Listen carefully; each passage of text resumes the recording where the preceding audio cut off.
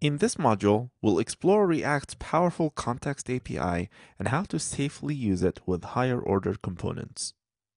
This point in the project so far is tagged as Module 4 Start.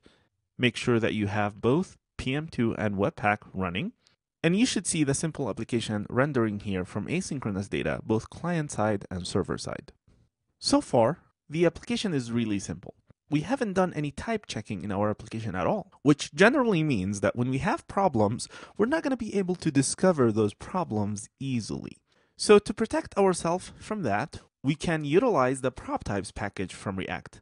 And it's really simple. We just import PropTypes and define a PropTypes object with the properties that we need defined types for. But before we do that, let's introduce a problem. Let's take a look at the article component. So the article component assumes that it has an article object on the props, and then it uses many properties of that object, including title and date, and actually modify the date. So if somehow the article component was rendered with an article that does not have the date property, we're in trouble. Let's simulate that. In the test data, let's just remove one of these date properties, and let's try to re-render. You'll notice that this article now has an invalid date, and React didn't really warn me about this at all. And that's because I don't have any type checking for my properties. So let's fix that. We'll import prop types from the prop types package. This is a dependency that we need to bring in. Yarn add prop types. Run Webpack again. And to use prop types, under the definition of the article component, we will define a prop types object. This object has a property for every prop that we need to define types for. So we're interested in the article prop.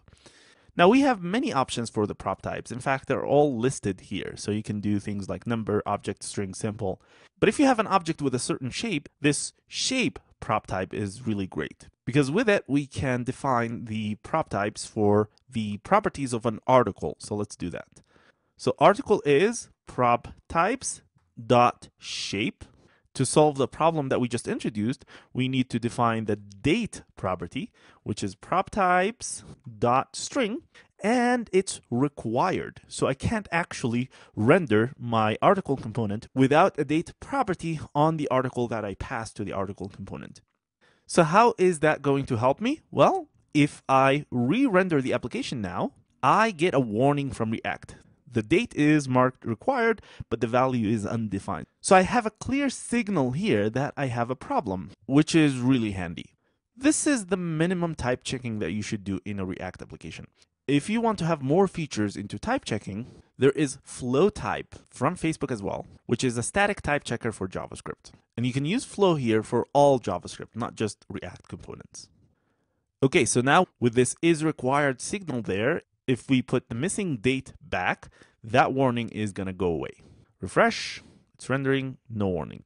Of course, we should define all the properties of an article here. So we have title, we have date, and we have body, and actually all of them are strings and required. So title and body. Make sure things are rendering without any errors.